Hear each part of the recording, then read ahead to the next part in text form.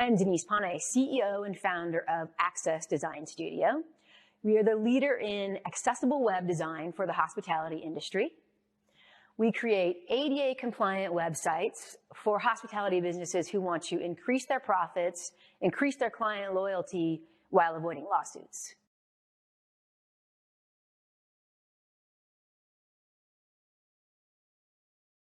I often hear business owners say, well, I don't think I have a problem. No one has ever complained that my website is inaccessible. 1 in 4 Americans have a disability. 25% of the population has a disability. So if you haven't gotten any feedback that your website isn't accessible, there are probably 2 reasons. 1, they can't. They can't access your contact page to tell you. They can't access your chat function to tell you. Or 2, they already left and went to your competition. So how would it be to increase your market reach 25%? 25% of the population has a disability. Making your site accessible, you've increased your market reach by 25%. And hospitality business owners have worked hard to comply with curb cuts, special parking, accessible bathrooms, and so much more. And now people are talking about ADA compliant websites. What the heck is that? What's an ADA compliant accessible website? And who has to comply? And what happens if you don't? Well, the quick answer is everyone has to comply. Just like ADA for physical locations. And remember how businesses with physical locations were getting sued like crazy by predatory lawyers? Those same lawyers have trained their sites on the web. So what then is an ADA compliant accessible website? An accessible website means that the site is coded in such a way that everyone can essentially make the site do what they need it to do so they can access the info and use the site as it is meant to be used.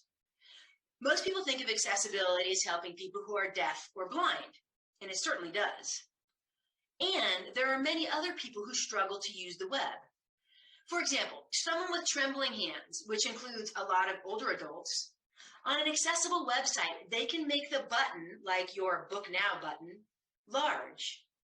And they can make their cursor large, so that it is much easier to land that large cursor on that large button and book your services. Or someone with ADHD who is easily distracted, they can stop all movement on the site so the movement does not distract them from understanding your offerings. Someone with low vision can make the text on a site large so they can read it. Someone who has no use of their arms can use a mouth wand, which is like a stick that they hold in their mouth, and they can move anywhere on a web page by tapping the stick on the keyboard. So instead of using a mouse to navigate on a page, they use their keyboard, if the site is coded for accessibility. But I would be remiss as an accessibility professional if I did not warn business owners about toolbars and overlays. They look like this on the left side of the screen. When you open them, that's what they look like. They are billed as making a site accessible using AI, artificial intelligence. But AI can only address about 35% of accessibility issues. The remaining 65% must be addressed by a skilled human. Lots of business owners add these toolbars and overlays and think they are compliant until they get sued. Accessibility takes a skilled technician to implement. Think of it this way. Think of all of the time and thought and creativity you put into providing the ultimate experience for your guests at your hospitality property. Could some AI have done that? It took a human to create the exceptional and unique experience you offer your guests. Your website is no different.